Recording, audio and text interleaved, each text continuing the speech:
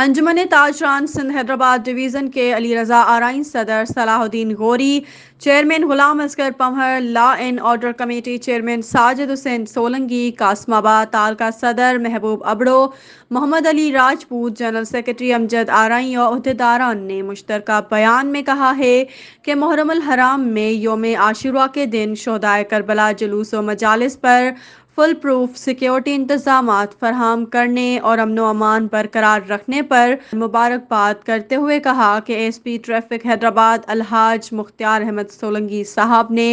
حیدرآباد کے traffic plan کو full proof ترتیب دیا اور دیگر روٹ متعین کر کے عوام کی سہولت کے لیے کیے۔ انچارج سمیت ضلع کے تمام traffic D S Ps O S O اور ٹریفک پولیس جوانوں نے تمام چوک فرائض سر انجام دیے۔ جلوس کی نگرانی کے لیے D S P city office میں کنٹرول روم قائم کیا گیا،